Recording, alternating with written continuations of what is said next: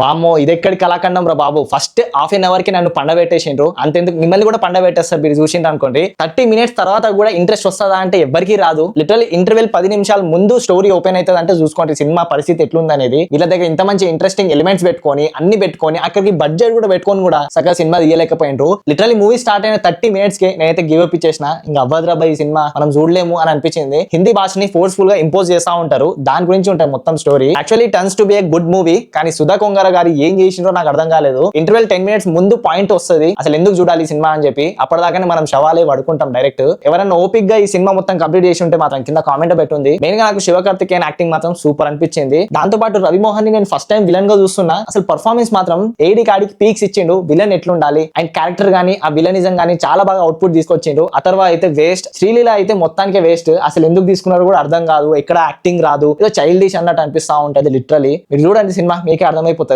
Story పరంగా మాత్రం ఇది చాలా పెద్ద స్టోరీ. యాక్చువల్లీ చిన్న చిన్న మైన్యూట్ డీటెయిల్స్ కూడా మనకు కావాలి, కానీ అది సుధా కొంగర గారు ఇవ్వలేకపోయిండ్రు. ఆకాశం నీ హద్దురాలో సింపుల్ ప్లాట్ లైన్ ఉన్నా సరే దాన్ని బాగా చూపెట్టడానికి ట్రై చేసిండ్రు ఆయన. కానీ ఇక్కడ మాత్రం ఇన్ని గానం డీటెయిల్స్ ని ఎట్లా మిస్ చేసిండ్రు సుధా కొంగర గారు అనేది నాకు ఇప్పటికీ అర్థం అవ్వట్లేదు. మ్యూజిక్ కూడా జీవి ప్రకాష్ కుమార్ అయితే మందు కొట్టేసి పడుకున్నాడేమో అనిపించింది నాకైతే సినిమా చూస్తున్నంత సేపు. ఎక్కడ మ్యూజిక్ ఉండదు, ఏముండదు. లిటరలీ శివకార్తికేయన్ 25th మూవీ కూడా చక్కగా బీజిఎం ఇయ్యలేకపోయింది అంటే చూసుకోండి. ఇక శివకార్తికేయన్ యానిమేషన్ ఇంట్రో ఒకటి ఉంటది ఫస్ట్ స్టార్టింగ్ అందరు హీరోలు పెట్టుకుంటున్నారు కదా, అట్లానే ఈ హీరో కూడా పెట్టుకున్నాడు. దానికి కూడా చక్కగా బీజిఎం ఇయ్యలేకపోయిండు. సెకండ్ హాఫ్ లో అక్కడక్కడ కొంచెం పార్ట్ గా బాగుంది, కానీ 2 hours 40 minutes సంథింగ్ ఉంది దీని రన్ టైమ్. అవసరం లేదనిపించింది నాకైతే ఎక్కడ కూడా. హిందీని ఫోర్స్ఫుల్ గా ఇంపోజ్ చేసే ప్లాట్ లైన్ పట్టుకొని కూడా సినిమాని హిట్ చేయలేకపోయింది అంటే దీనికోసం 5 సంవత్సరాలు కూర్చున్నారంటే వామ్మో నాకేం చెప్పాలో కూడా అర్థమైతలేదు. ఇంకా నయ్యం దుల్కర్ సల్మాన్ పోయేది ప్రాజెక్ట్, బట్ శివకార్తికేయన్ చేసిండు. అండ్ దీంట్లో మన తెలుగు నుంచి రానా దగ్గుబాటి, కన్నడ నుంచి ధనంజయ, మలయాళం నుంచి Basil Joseph as a cameo. But పెద్దగా అవసరం లేదేమో అనిపించింది నాకైతే అది చూసిన తర్వాత. So that's the review on Parasakthi. మీకు ఇంట్రెస్ట్ ఓపిక